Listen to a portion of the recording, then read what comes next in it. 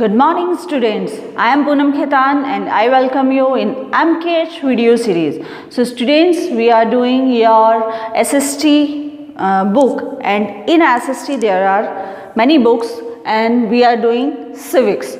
So we have already done chapter number 1 part first.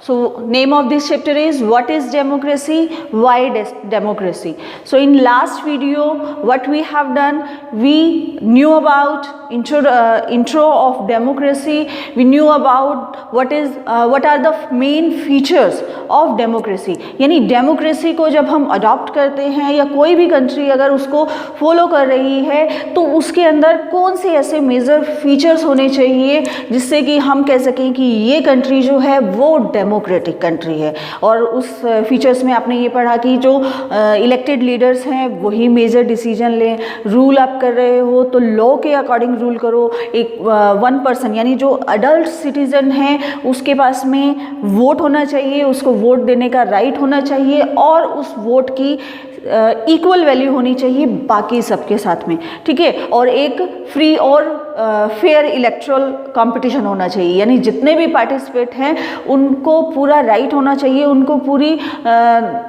हर चीज़ में उतनी ही facility मिलनी चाहिए जितनी कि उस पार्टी को जो कि ऑलरेडी पावर में है या कोई और पार्टी को, ठीक है। तो किसी भी तरीके का डिस्क्रिमिनेशन नहीं होना चाहिए, कोई भी माल प्रैक्टिसेस या फ्रॉड एक्टिविटी नहीं हो जिससे कि आप या एक पर्टिकुलर पार्टी जो है वो ही इलेक्शन जीते। उससे इन सभी फीचर से रिलेटेड हमने अलग अलग केसेस पढ़े डिफरेंट कंट्रीज़ के, जिसमें हम पाकिस्तान का, चाइना, मैक्सिको, जिम्बाब्वे और भी सऊदी अरब, ये बहुत सारी कंट्रीज़ के हमने केसेस पढ़े। So I hope you got all the points कि मेन फीचर्स क्या है। Now let's move. अब क्वेश्चन आता है, अब हमने ये तो पढ़ लिया कि व्हाट इज़ डेमोक्रेसी, हमें ये समझ में आ गया कि डेमोक्रेसी क्या है, डेमोक्रेसी का मीनिंग क्या है, कि उसके अंदर जो रूल करे वो कौन हो, पीपल के द्वारा इलेक्ट हो, फ्री एंड फेयर तरीके से इलेक्टेड हो, और ये सारे फीचर्स भी पढ़ लिए। अब क्वेश्चन आता है व्हाई डेमोक्रेसी, ठीक है। अब हम बात कर रहे हैं कि डेमोक्रेसी ही क्यों।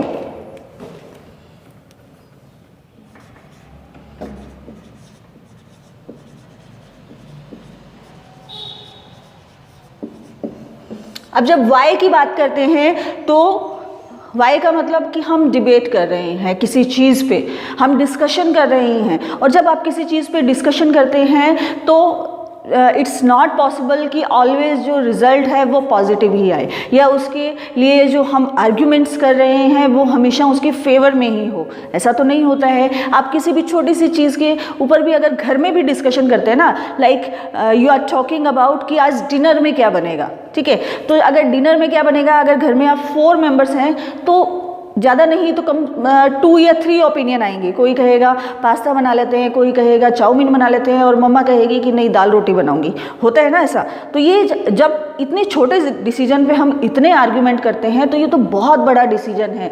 डेमोक्रेसी यानी किसी भी कंट्री को किस तरीके से, किस सिस्टम से हम चलाने वाले हैं, उसके लिए अगर कोई डिसीजन लिया जा रहा है तो डेफिनेटली ये बहुत बड़ा डिसीजन है, क्योंकि ये सिर्फ एक रूलर का डिसीजन नहीं है। ये जो डिसीजन है कि किस सिस्टम हम कंट्री को चलाने वाले हैं, ये it's all about the people who are living in this particular country, ठीक है। तो अब आर्ग्यूमेंट आएंगे तो ये भी आर्ग्यूमेंट हो सकता है कि हम जैसे इंडिया वाले जो हैं, हमारी कंट्री क्या है, डेमोक्रेटिक कंट्री है, तो हमें ठीक लगता है सारी चीज़ें, हमें लगता है कि ठीक है सिस्टम ठीक चल रहा है तो हम डेमोक्रेसी के फेवर में देंगे। लेकिन क्या डेमोक्रेसी ऑलवेज सही है? बहुत सारी इसकी भी डीमेरिट्स होंगी ना।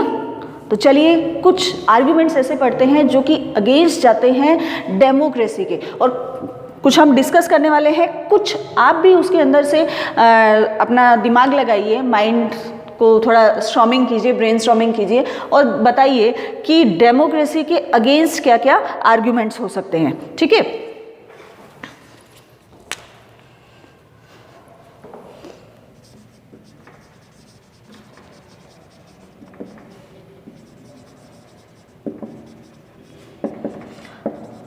तो इन पॉइंट्स को आप अच्छे से समझेंगे, क्योंकि पर्टिकुलर एक क्वेश्चन उठ के आ सकता है यहाँ से कि right any 5 arguments against democracy, ठीक है, या उसके फेवर में। तो अभी हम अगेंस्ट पढ़ने वाले हैं, आगे फेवर में भी पढ़ेंगे, लेकिन इनको आप अच्छे से लर्न करें, माइंड में अपने फिट करें, ताकि आप इनको अपनी लैंग्वेज के अंदर भी अगर लिखें, अगर लर्न होगा, समझ जाएंगे, तो डेफिनेटली आप उसको लिख पाएंगे, ठीक है। फर्स्ट जो है, जो इसके अगेंस्ट जाता है डेमोक्रेसी के, वो क्या है?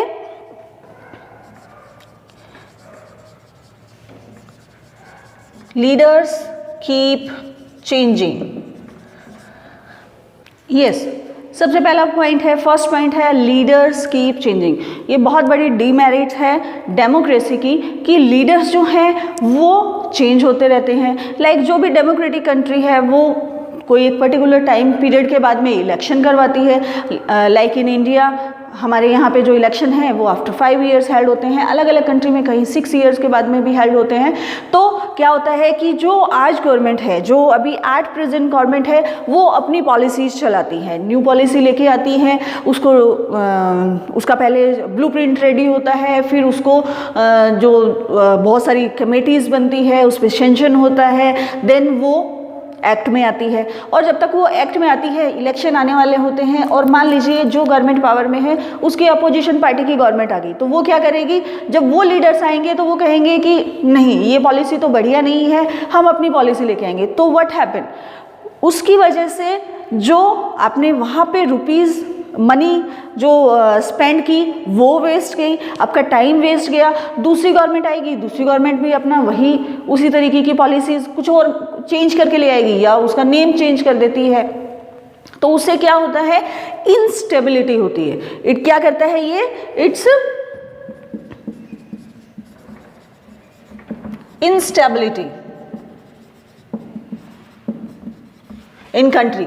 यहाँ पे स्टेबिलिटी नहीं रहती, मतलब जो चीज़ हो गई उसको अब नई चीज़ उसके लिए उसके अगेंस्ट आ जाती है, ठीक है। तो उसकी वजह से जो आम लोग हैं, जो ऑर्डिनरी पीपल है, उनके हाथ में कुछ भी नहीं लगता है। आप बहुत पॉलिसी लेके आए, आपने बहुत पैसा भी खर्च किया, लेकिन जब तक वो इम्प्लीमेंट होती हैं तब तक सारी ही चीज़ें जो हैं वो चेंज हो जाती हैं या हो सकती हैं। ऐसा नहीं है कि हर ऑल्टरनेट ही गवर्नमेंट आएगी, ऐसा नहीं है। चेंज वो सेम भी रह सकती है, लेकिन अगर चेंज होती है तो प्रॉब्लम आ सकती है, जो कि वेस्टेज ऑफ मनी भी है, और जिसकी वजह से इनस्टेबिलिटी जो है वो कंट्री में हो जाती है, सेम नहीं रहती है, ठीक है। नेक्स्ट है इसके against, democracy is all about competition. क्या है ये? कि ये सिर्फ और सिर्फ एक कंपटीशन है, किस चीज का? पावर का। पावर का कंपटीशन है, मतलब कि जो भी लीडर्स आते हैं और इलेक्शन होते हैं, वहां पे लोग पावर के लिए कंपटीशन करते हैं। क्या नहीं रहती वहां पे? No morality. नो मोरालिटी का मतलब क्या?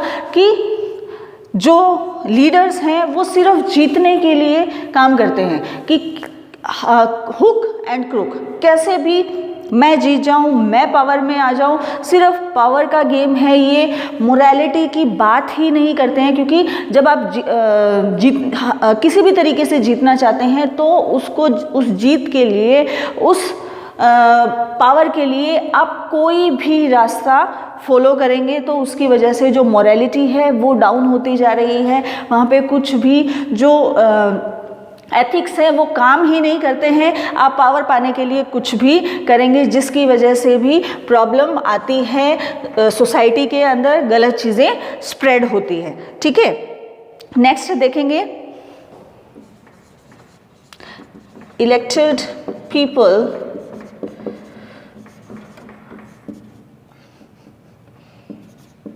do not know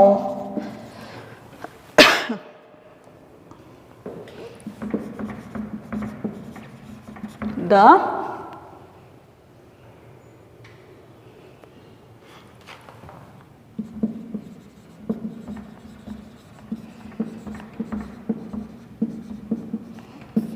best interest of people. यानी जो लोग इलेक्ट होके आए हैं उनको पता ही नहीं है कि जो पीपल हैं, यानी जो ऑर्डिनरी पीपल है, जिनकी वजह से वो जीत के आज वहाँ पार्लियामेंट में बैठे हैं, तो उनका एक्चुअल में इंटरेस्ट किस चीज़ में, मतलब एक्चुअल में जो ऑर्डिनरी पीपल हैं उनको चाहिए क्या।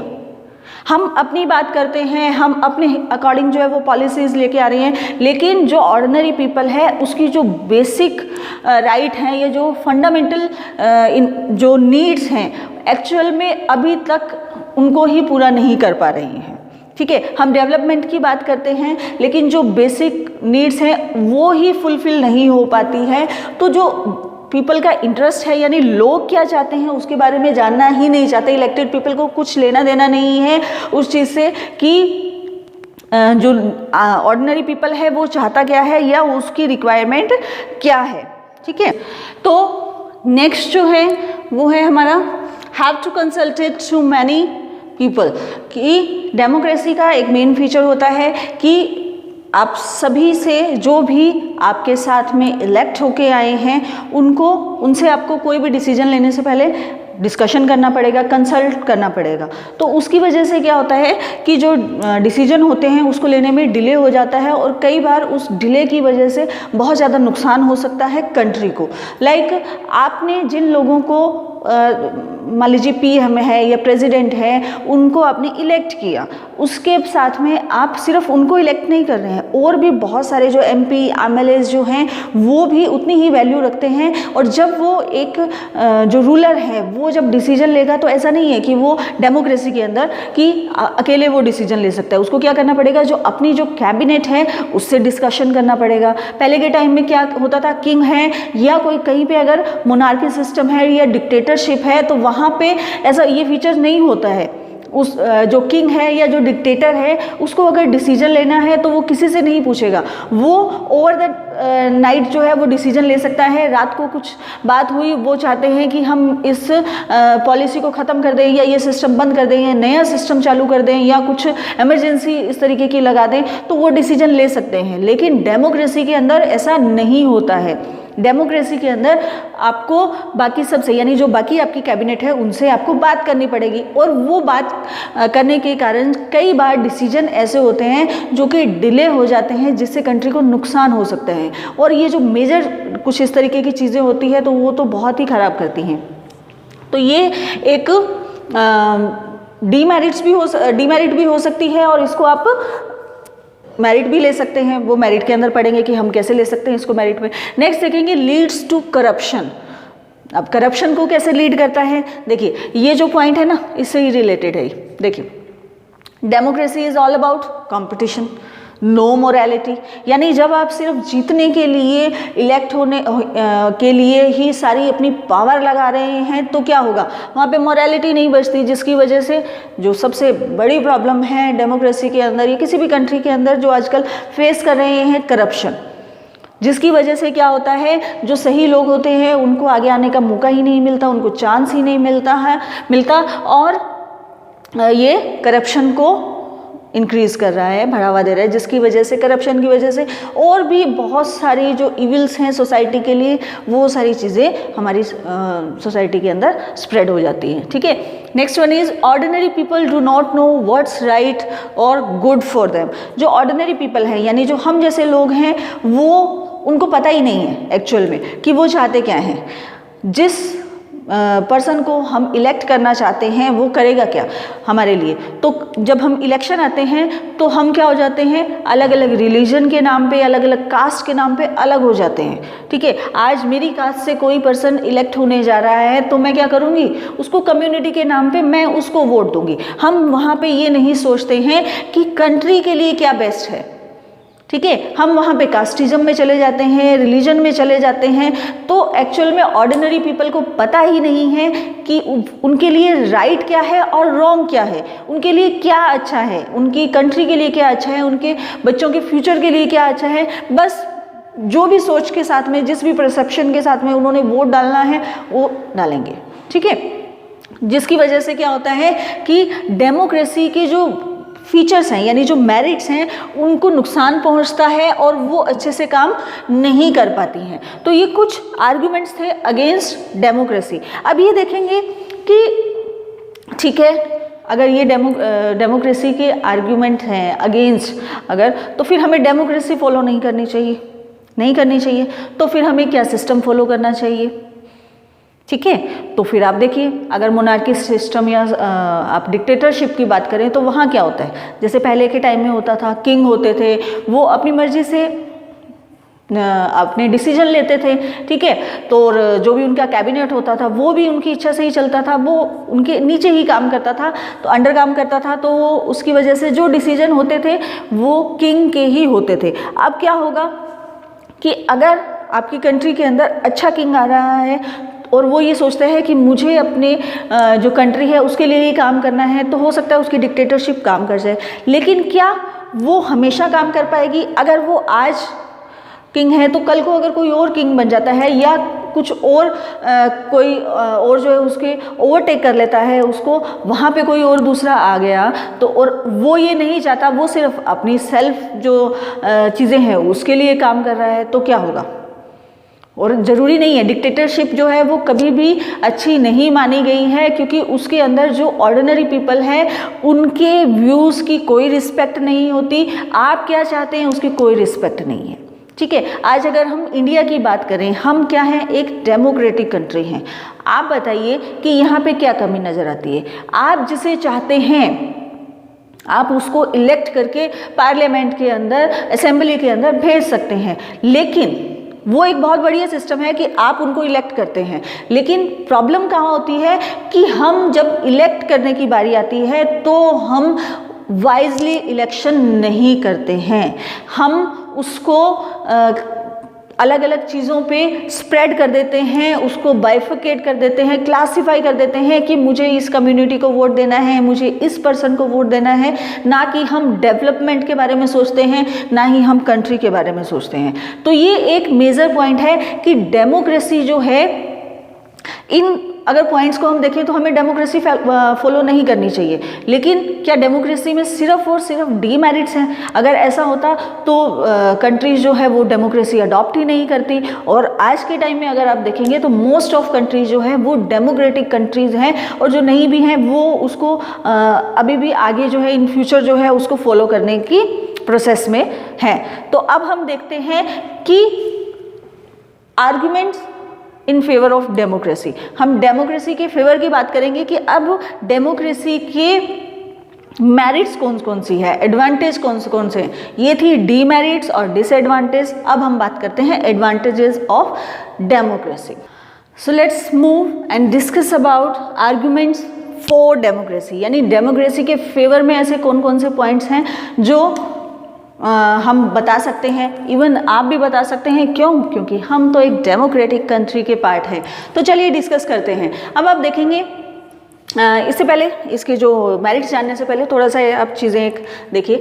1958 to 61 में एक ऐसा टाइम आता है जिसमें फेमाइन आती है, जो कि पूरे वर्ल्ड के अंदर आती है। ठीक है, और जो हमारे वाला एरिया ना, एशिया का जो पार्ट है, उसके अंदर इसका जो इम्पैक्ट है वो बहुत ज़्यादा रहा। 58 to 61 फेमाइन का मतलब होता है, इसको आप बोल सकते हैं भूखमरी। ठीक है, कुछ इस तरीके की चीज़ें हुई कि लोग जो है वो भूख से मर रहे थे।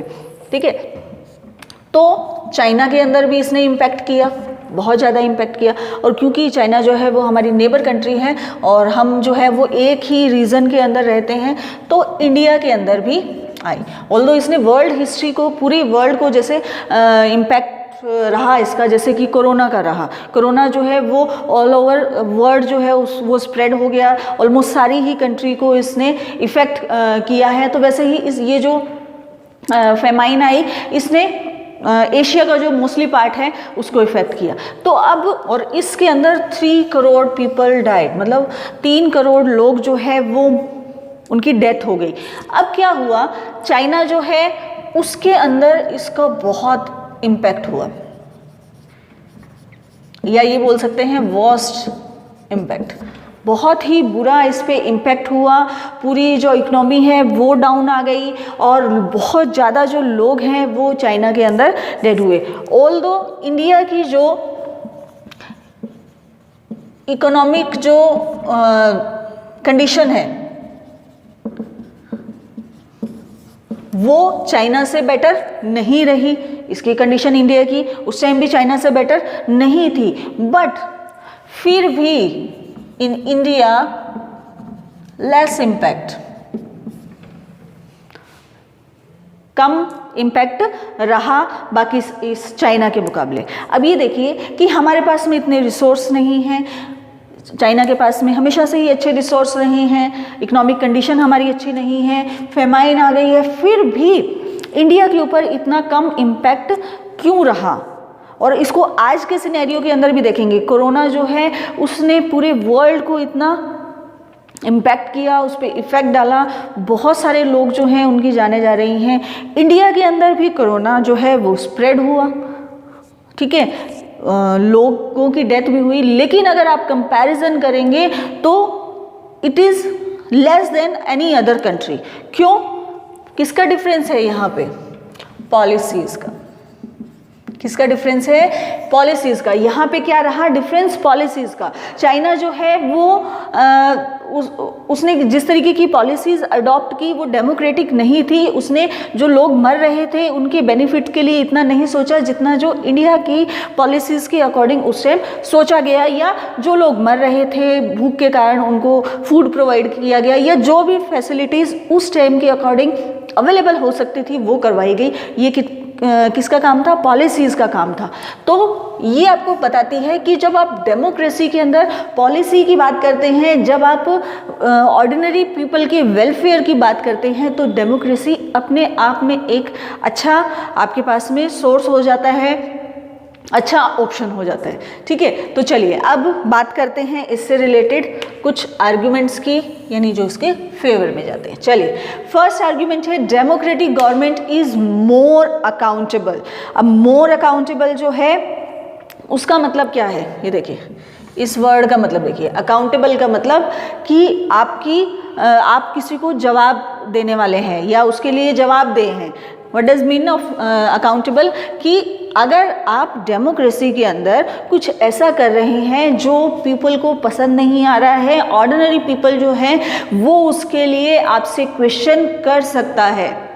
ठीक है, आपने जो पॉलिसीज़ अपनाई हैं, अगर ऑर्डिनरी पीपल को वो पसंद नहीं आ रही हैं तो वो उसके लिए प्रोटेस्ट कर सकते हैं और आपको वो पॉलिसीज़ जो है वो वापस लेनी पड़ेगी, या उसके लिए कुछ बेटर चीज़ जो है, बेटर पॉलिसी आपको लेके आनी पड़ेगी। यानी अगर आप जो डेमोक्रेटिक गवर्नमेंट होती है वो मोर अकाउंटेबल रहती है और किसी गवर्नमेंट के कंपैरिजन में।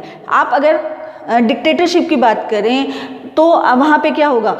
आप क्या चाहते हैं फ़र्क नहीं पड़ता है, किंग ने जो वहाँ पर का जो डिक्टेटर है वो जो डिसीजन लेना चाहता है वो लेगा। अगर आप उसके अगेंस्ट जाएंगे या प्रोटेस्ट करेंगे तो आपकी आवाज़ को वहीं पे दबा दिया जाएगा। जैसे बहुत सारी जो केसेस हमने पढ़े, जिम्बाब्वे के अंदर पढ़ा, जो सऊदी अरब के अंदर वुमेन को कोई इसी तरीके की पावर नहीं थी, या पाकिस्तान के अंदर जिस तरीके का हमने केस पढ़ा, उसमें क्या हो रहा था? जो मीडिया है, जो ऑर्डिनरी पीपल है, अगर वो प्रोटेस्ट भी कर रहे हैं तो उनकी आवाज़ को ख़त्म कर दिया जा रहा है, कोई नहीं सुन रहा उनकी आवाज़ को। लेकिन जो डेमोक्रेटिक गवर्नमेंट होती है वो मोर अकाउंटेबल है। अगर आप पीपल के अकॉर्डिंग, ऑर्डिनरी पीपल के अकॉर्डिंग उसके वेलफेयर में काम नहीं करेंगे तो आपको वहाँ से हटाया भी जा सकता है। ठीक है, ये बहुत बढ़िया फीचर है इसका। नेक्स्ट देखेंगे, इट बेस्ड ऑन कंसल्टेशन। अब देखिए, जो हम जिस पॉइंट को हम डीमेरिट के रूप में ले रहे थे वो एक्चुअल में मेरिट है डेमोक्रेसी की। कैसे है कि ये कंसल्टेशन पे और डिस्कशन पे बेस्ड है ये जो डेमोक्रेसी है। कैसे? मैंने आपको बताया कि जब आप कोई डिसीजन लेते हैं तो ऐसा नहीं है कि आप अकेले डिसीजन लेंगे। कोई बड़ा डिसीजन है तो ऐसा नहीं है कि हमारे जो प्राइम मिनिस्टर है वो अकेले डिसीजन ले लेंगे। जो कैबिनेट बनी हुई है, अगर डिफेंस से रिलेटेड कुछ मैटर है तो डिफेंस मिनिस्टर उसके अंदर उनकी हेल्प करेंगे।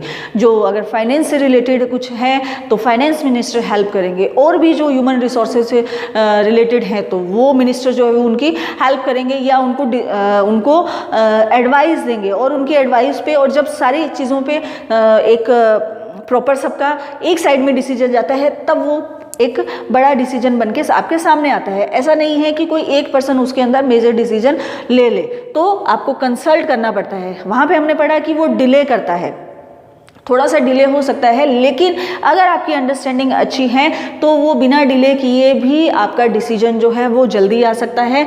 इसकी वजह से क्या होता है, अगर आप कंसल्ट कर रहे हैं तो improve to quality of decision making, वो आपकी डिसीजन मेकिंग की क्वालिटी को इम्प्रूव करता है। आप क्या सोच रहे हैं, क्योंकि हर पर्सन का सोचने का तरीका अलग है, हम क्या परसेप्शन लेके किसी चीज़ को सोच रहे हैं हमारा तरीका अलग है, लेकिन जब आपकी कैबिनेट आपके साथ में बैठकर डिस्कस कर रही है तो आप अपना पॉइंट बताएंगे, वो अपना पॉइंट बताएंगे, जहां पे जाके हम एक चीज़ पे जाके मिल जाएंगे या इक्विलिब्रियम हो जाएगा, यानी जहां पे हम सबके जो पॉइंट्स हैं वो सिमिलर हो जाएंगे किसी एक पॉइंट पे, तो वहां पे हम डिसीजन ले लेंगे। तो उससे क्या होती है, आपकी डिसीजन मेकिंग की क्वालिटी जो है वो इम्प्रूव होती है, जो कि बहुत बढ़िया फीचर है।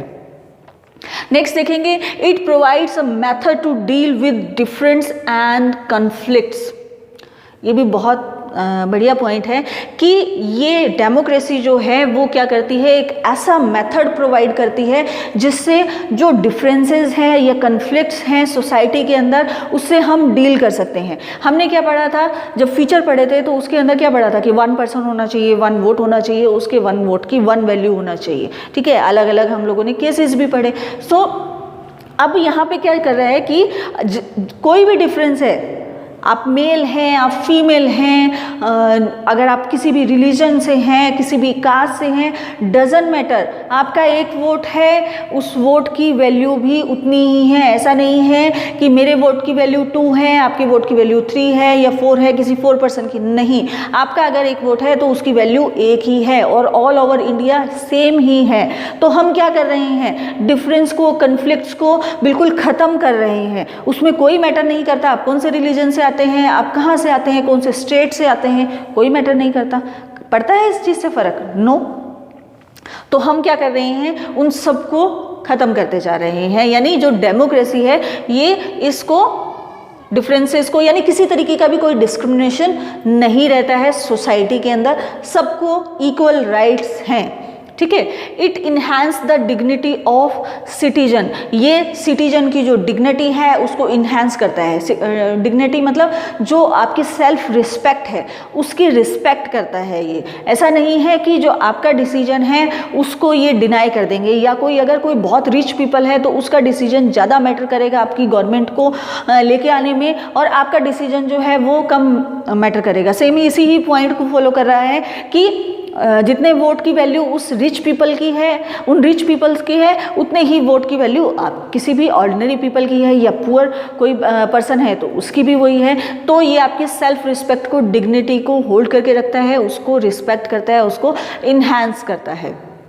Next one is based on principle political equality.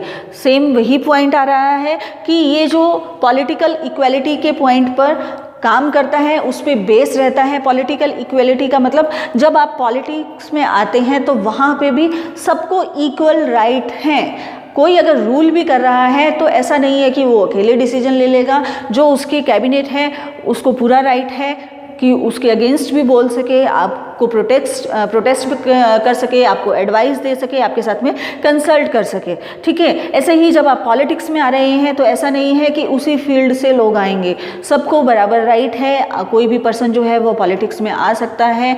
और जैसे कि हमने सऊदी अरब में का एक केस लिया था, उसमें क्या पढ़ा था कि वहाँ पे जो रॉयल फैमिलीज़ के लोग हैं वही रूल करते हैं, लेकिन यहाँ पे तो ऐसा नहीं है। आप हम में से ही कोई जो है, आप जो स्टूडेंट्स पढ़ रहे हैं, आप में से ही हो सकता है कल को कोई प्राइम मिनिस्टर बने, कोई प्रेसिडेंट बने, कोई राजस्थान का सीएम बन जाए। आई विश कि आप आए पॉलिटिक्स में और एक अच्छी पॉलिटिक्स को लेकर आए इंडिया के अंदर। तो सभी तरीके की इक्वालिटी है जब आप डेमोक्रेसी की बात करते हैं। तो ये आप देख सकते हैं कि ये बहुत बढ़िया फीचर्स हैं। अगर इन फीचर्स को हम फॉलो करते हैं या कोई भी डेमोक्रेसी फॉलो करती है तो बहुत ही बढ़िया चीज़ है डेमोक्रेसी, और इसीलिए मोस्ट ऑफ कंट्रीज जो है वो इसको फॉलो कर रही है। अब आप ये देखेंगे कि हमने एडवांटेजेस देखे, डिसएडवांटेजेस देखे, तो आपको ये समझना चाहिए कि जो डेमोक्रेसी है वो किसी भी तरीके का मैजिक नहीं है। ऐसा नहीं है कि आप किसी भी कंट्री में डेमोक्रेसी लेके आएंगे और वो कंट्री बहुत अच्छे से चलने लगेगी, ऐसा नहीं है। सबसे पहले तो उसका मीनिंग हमें पता होना चाहिए, फिर उसके जो फीचर्स हैं उनको कंट्री के अंदर पूरा अप्लाई किया जाए, फिर उसको हम जो ऑर्डिनरी पीपल हैं वो किस तरीके से लेके चलते हैं उस पर डिपेंड करता है। तो डेमोक्रेसी क्या है? डेमोक्रेसी एक मेथड है, एक तरीका है जो कि पीपल को ये बताता है कि you have right to elect your leaders. और सबसे मेजर पॉइंट जो है वो क्या है कि आप अगर लगता है कि आपने अपना लीडर इलेक्ट सही नहीं किया, then you can rectify your mistake. ठीक है, तो रेक्टिफाई कर सकते हैं। वो कैसे कर सकते हैं? देखिए, ये सारे एडवांटेजेस भी पढ़े, डिसएडवांटेजेस भी पढ़े, तो हम फाइनली इस डिसीजन पे पहुंचे हैं एटलीस्ट बुक के अकॉर्डिंग। और जो मेरा व्यू है वो तो यही कहता है, आपका कुछ और व्यू हो सकता है, आप हो सकता है डिक्टेटरशिप को प्रेफर करें, बट हमने मेरिट्स डिमेरिट्स दोनों ही पढ़ी हैं, और जितना भी लोग समझ पाए हैं, जितना भी पॉलिटिक्स उसको समझ पाई है, या बड़े बड़े जो लोग हैं जिनको पॉलिटिक्स की नॉलेज है, वो यही कहते हैं कि डेमोक्रेसी जो है वो क्या है, is better than other form of government because it allow us to correct its own mistake. ये क्या अलाउ करती है? हमें अपनी मिस्टेक को करेक्ट करने का अलाउ करती है। तो क्या ये डिक्टेटरशिप में पॉसिबल है? क्या ये मोनार्की सिस्टम में पॉसिबल है, या किसी और सिस्टम में पॉसिबल है कि आपने मिस्टेक कर दी, आज आपने अपना सीएम जो है वो गलत इलेक्ट कर दिया, आपको लगता है कि ठीक है हमने उस पर ट्रस्ट किया, हमने बिलीव किया, और वो उस काम में उसको नहीं फुलफिल कर पाया जो कि हमारी रिक्वायरमेंट है, तो हम क्या करेंगे? नेक्स्ट इलेक्शन आ जाएंगे, कोई बात नहीं, 5 साल बाद में आ जाएंगे, हम अपोजिशन पार्टी के लीडर को ले आएंगे। और जब इस तरीके की चीज़ें होती हैं तो उससे क्या होता है कि एक स्ट्रॉन्ग अपोजिशन पार्टी जो है वो हमेशा अवेलेबल रहती है, उसका ऑल्टरनेट जो है वो आपके पास में अवेलेबल रहता है कि अगर ये लीडर काम नहीं कर रहा है ढंग से तो कोई बात नहीं, हम दूसरा लीडर ले आएंगे अपोजिशन पार्टी का। उससे क्या होता है कि जो गवर्नमेंट होती है, जो भी रूल कर रहा है, उसको ये डर रहता है कि जो पॉलिसीज़ मैं लेके आया हूँ, जिस तरीके से मैं काम कर रहा हूँ, अगर मैंने अच्छा काम नहीं किया तो नेक्स्ट टाइम क्या होगा?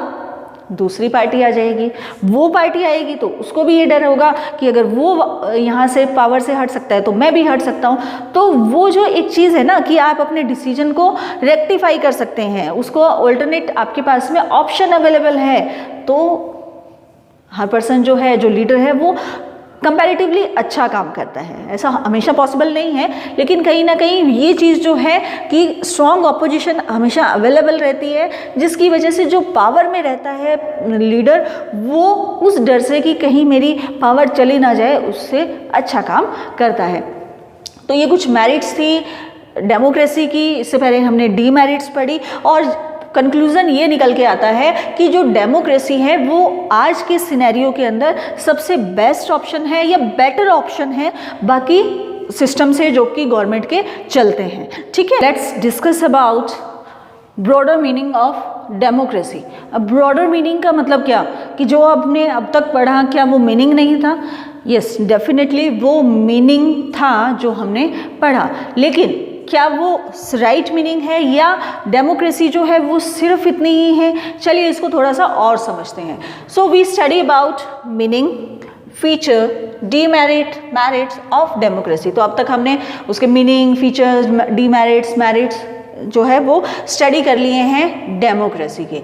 अब इन सब चीज़ों का क्रक्स क्या निकल के आता है कि जो मेजॉरिटी होती है, ठीक है, मेजॉरिटी पीपल जो है वो किसी पर्सन को अगर इलेक्ट करते हैं तो वो वहाँ पे हमारे रिप्रेजेंटेटिव का काम करता है और डिसीजन वहाँ पे लेता है, डिसीजन ऑन बिहाफ ऑफ, देख, a majority is allowed to take decision on behalf of all people. यानी जो मेजॉरिटी जिसको हमने इलेक्ट करके भेजा है, मेजॉरिटी ने, वो डिसीजन लेती है बिहाफ ऑफ ऑल पीपल, यानी बाकी सब लोगों के बिहाफ पे।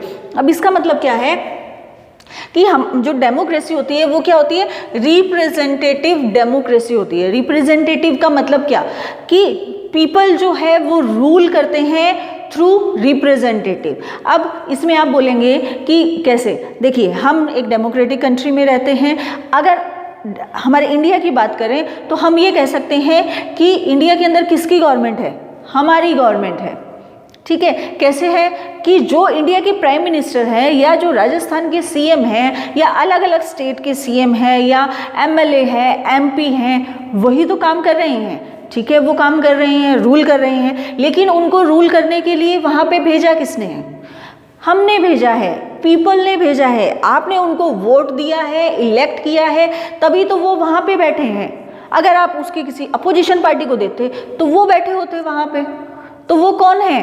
वो हमारे रिप्रेजेंटेटिव है। तो एक तरीके से हम लोग जो हैं, जिन्होंने भी वोट दिया है, अब सबके वोट का वैल्यू तो वन ही है, तो हर पर्सन यानी जितने भी लोग हैं इंडिया के अंदर, वो सब वहाँ पे रूल कर रहे हैं, क्योंकि हमने उनको वहाँ पे अपने काम के लिए भेजा हुआ है।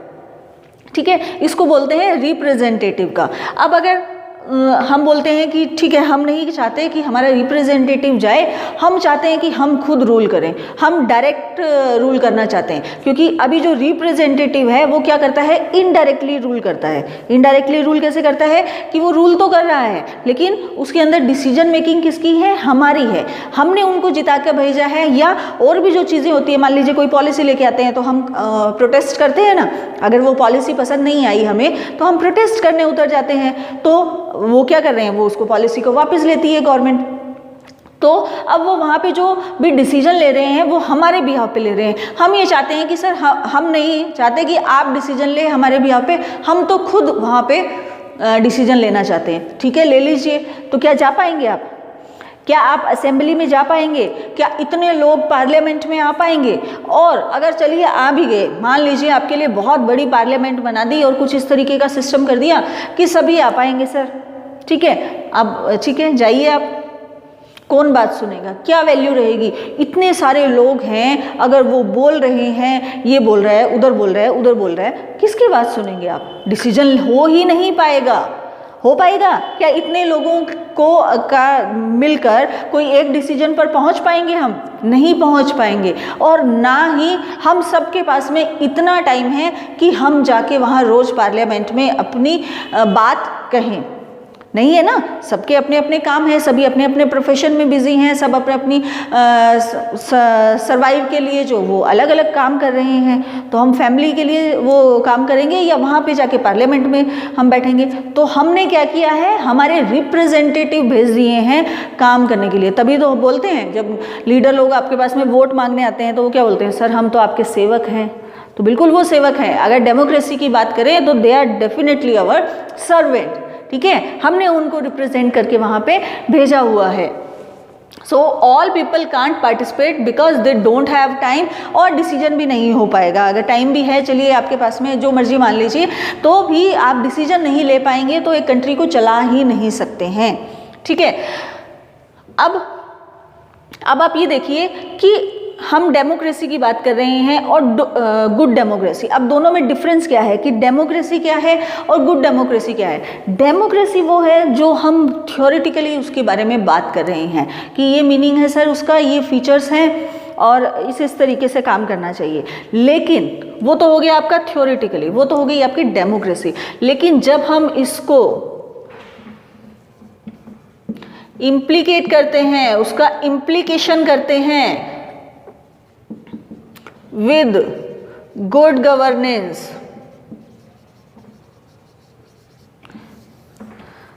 अच्छी गवर्नेंस के साथ में, अच्छी समझदारी के साथ में अगर हम उन पॉलिसीज़ को, उसके फीचर्स को अपनी कंट्री के अंदर इम्प्लीकेट कर देते हैं ऑनेस्टली, उसको बोलेंगे गुड डेमोक्रेसी। ठीक है, principle of democracy can be applied to any sphere of life. अब क्या होता है कि हम डेमोक्रेसी की बात कर रहे हैं, इस चैप्टर में 2 वीडियो हमने कवर कर लिए हैं। अब जब डेमोक्रेसी की बात कर रहे हैं तो हम बात कर रहे हैं गवर्नमेंट की, कि डेमोक्रेटिक गवर्नमेंट ऐसी होनी चाहिए, डेमोक्रेटिक गवर्नमेंट ऐसी होनी चाहिए। बट क्या सिर्फ इतना ही मीनिंग है डेमोक्रेसी का? सिर्फ गवर्नमेंट के पॉइंट ऑफ व्यू से ही डेमोक्रेसी जरूरी है? क्या डेमोक्रेसी का और कहीं भी कोई रोल नहीं है? बताइए।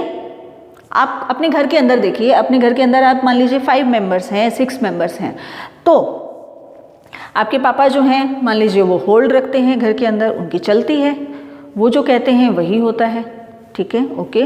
मान लीजिए वो हो गए कंट्री के पीएम, बट क्या आपकी मम्मी को बोलने का राइट ही नहीं है? क्या आपकी मम्मी बोलती नहीं है?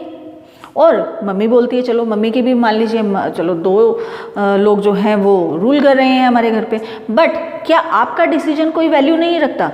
आप जो चाहते हैं वो नहीं आता। आप चाहते हैं आज मुझे चाउमीन खानी है, आती है वो, हो सकता है उसके अंदर बहुत सारे आर्ग्यूमेंट्स हो, और ये सिर्फ एक छोटी सी बात की बारे में बात नहीं कर रहे हैं, कुछ मेजर डिसीजन भी हो सकते हैं घर के अंदर, तो उसके ऊपर हम क्या करते हैं, डिस्कशन करते हैं, ठीक है। उसके ऊपर डिस्कशन रहता है ना कि घर के अंदर कोई मैरिज होती है तो क्या प्रोग्राम रहेगा, कौन से पैलेस के अंदर रहेगा, क्या हम मेन्यू के अंदर करने वाले हैं, उसके अंदर सभी जब डिसीजन लेते हैं तो सबका डिस्कशन होता है।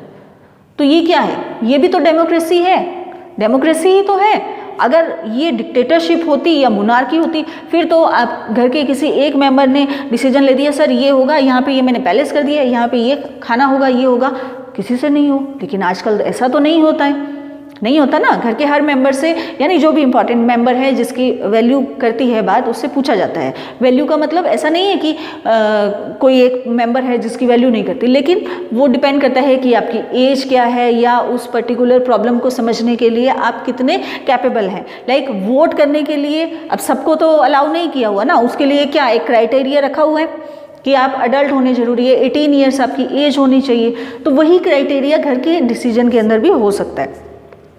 फिर आप बात करें, आप स्टडी कर रहे हैं, लाइक ठीक है, क्लास के अंदर पढ़ रहे हैं। अब टीचर जो है वो अपनी अपनी पढ़ाए जा रहे हैं। पहले ऐसा ही होता था, टीचर जो है वो लेक्चर सिस्टम से काम करते थे, अपना लेक्चर दिए जा रहे हैं, स्टूडेंट ने हैंड रेज किया, उसने कुछ क्वेश्चन पूछना चाहा, उसको बिठा दिया, नहीं बैठ जाओ। ये हो सकता है कि हम उसको बोल दें कि बाद में बात करेंगे, एक बार लेक्चर ख़त्म हो जाने दीजिए, लेकिन आप बात तो सुनेंगे। जो स्टूडेंट बोलना चाहता है उसकी हम बात तो सुनेंगे। उसके हो सकता है उसके माइंड में कोई क्वेश्चन आ रहा हो या कुछ आर्ग्यूमेंट हो, कुछ वो डिबेट करना चाह रहा हो आपसे, बट सबको राइट है अपनी बात कहने का। तो वो क्या है, वो भी तो डेमोक्रेसी है। अगर डेमोक्रेसी नहीं होती तो टीचर आता पढ़ाता अपना और जो मर्जी बोलो आप, उससे कोई फ़र्क नहीं पड़ता उसको। ऐसा नहीं होता है। क्लास के अंदर आप टीचर के समझाने के बाद में भी क्वेश्चन पुट करते हैं, वो आपके क्वेश्चन के आंसर देते हैं। हो सकता है जो क्वेश्चन पुट किया हो बहुत सिली क्वेश्चन हो, बट फिर भी टीचर आपका आंसर देते हैं। तो ये क्या है, डेमोक्रेसी है। कॉलेज में आप जाते हैं, कॉलेज के अंदर बहुत सारी चीज़ें ऐसी होती है जिसके अंदर आप लिबरल होना चाहते हैं, आप चाहते हैं कि हमें हर चीज़ की लिबर्टी होता है ना। तो आप लाइफ के किसी भी एस्पेक्ट को देख लीजिए, लाइफ के किसी भी स्फीयर को देख लीजिए, आपको ये दिखेगा कि हर पार्ट में हमें डेमोक्रेसी चाहिए। हर पार्ट में हम डेमोक्रेसी को इम्प्लीकेट भी करते हैं। हम चाहते हैं कि हमारी बात सुने कोई, हम चाहते हैं कि हमारी बात की वैल्यू होता है ना। तो ये सिर्फ और सिर्फ गवर्नमेंट की बात नहीं है। अगर ब्रॉडर मीनिंग में हम जाते हैं तो डेमोक्रेसी जो है वो लाइफ के हर एस्पेक्ट को इम्पैक्ट करती है, उस पर इफेक्ट डालती है, ठीक है। तो इसको बोल सकते हैं कि ये डेमोक्रेसी का ब्रॉडर मीनिंग है। हम सिर्फ उसको गवर्नमेंट के लिए, सिर्फ और सिर्फ गवर्नमेंट के लिए अप्लाई नहीं करते। जो विलेजेस हैं उसके अंदर अभी आप देखेंगे कि जो गवर्नमेंट की चीज़ें रहती है उसके अलावा भी बहुत सारी इनफॉर्मल ऑर्गेनाइजेशन ऐसी रहती हैं जहाँ पे बात होती है, पंचायत होती है, लोग अपनी बात कहते हैं। होता है ना, पंचायत सिस्टम होता है विलेजेस के अंदर। तो वहाँ पे जो दोनों पार्टीज़ होती हैं उनसे बात पूछी जाती है, वो अपना जो आर्ग्यूमेंट्स होता है वो रखता है, दूसरी पार्टी अपने आर्ग्यूमेंट्स रखती है, फिर दोनों का कंक्लूजन निकलता है, उसका रिजल्ट निकाला जाता है। तो ये क्या है, ये भी तो डेमोक्रेसी है। आपने अपनी बात तो कही, ऐसा तो नहीं है कि मुझे ये दिखा कि इसने ये काम कर दिया बस उसको आप पनिशमेंट दे दो। आप बात सुनेंगे सबकी कि हाँ इसने ऐसा किया, और किया तो एक्चुअल में किया या नहीं किया, और किया तो क्यों किया। तो सारे ही एस्पेक्ट को हम स्टडी करते हैं। तो लाइफ के हर जगह जो है वो डेमोक्रेसी अवेलेबल रहती है, अप्लाई होती है, ठीक है। तो इन सभी चीज़ों को अगर हम कंक्लूड करें तो कंक्लूजन ये निकल के आता है कि ऑल दो democracy has many disadvantage, democracy के बहुत सारे डिसएडवांटेज हैं। ऐसा नहीं है कि डिसएडवांटेज नहीं हैं, लेकिन it is represent majority, it's represent majority. ये मेजॉरिटी को रिप्रेजेंट करती है, क्योंकि जो मेजॉरिटी लोगों ने उनको चुन के भेजा है वो लोग वहाँ पे राज कर रही हैं, रिस्पेक्ट करती हैं इक्वालिटी को और डिग्निटी ऑफ सिटीजन, यानी हर पीपल की डिग्निटी की हम रिस्पेक्ट करते हैं डेमोक्रेसी के अंदर। और वैसे अगर देखेंगे तो no country is perfect democracy. अगर कुछ आप डेफिनेशन पढ़ सकते हैं कि जिस दिन कंट्री से पूरी जो गरीबी हट जाएगी तब हम डेमोक्रेटिक हो जाएंगे, जिस दिन गरीबी से पूरी भूख हट जाएगी जिस दिन कंट्री से, वहाँ उस दिन हम डेमोक्रेटिक हो जाएंगे, या जिस दिन कंट्री के अंदर सभी को एम्प्लॉयमेंट मिल जाएगा, सभी को काम मिल जाएगा, उस दिन हम डेमोक्रेटिक हो जाएंगे।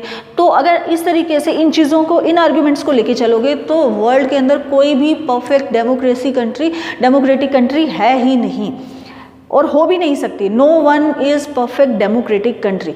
बट इसको आप बना सकते हैं। कैसे बना सकते हैं? If people aware about this कि हमारे राइट्स क्या क्या हैं, हम क्या क्या चीज़ें कर सकते हैं डेमोक्रेसी के अंदर, क्या क्या चेंजेस ला सकते हैं। जब हम अपना लीडर इलेक्ट कर रहे हैं, चूज़ करने जा रहे हैं, तो आप एक ऐसा लीडर इलेक्ट करें जिसको आप कंट्री के वेलफेयर के लिए सोचें, ना कि किसी पर्टिकुलर रिलीजन या कास्ट के पॉइंट ऑफ व्यू से। ठीक है, जब आप एक कंट्री की बात कर रहे हैं तो हम कंट्री का ही वेलफेयर सोचेंगे। तो अगर लोग जो हैं, हम वो क्या हैं, हमारे रिप्रेजेंटेटिव हैं, मेन पावर किसके हाथ में है? पीपल के हाथ में, हमारे हाथ में है। तो जब सारी पावर हमारे हाथ में है तो अगर हम उसको वाइजली यूज़ करेंगे तो डेफिनेटली कोई भी कंट्री जो है वो क्या बन जाएगी, एक परफेक्ट डेमोक्रेटिक कंट्री नहीं तो एक गुड डेमोक्रेटिक कंट्री तो बन ही जाएगी। तो स्टूडेंट्स, ये था आज का वीडियो। इसके प्रीवियस वीडियो में भी हमने इसका मीनिंग, फीचर्स सब जाने।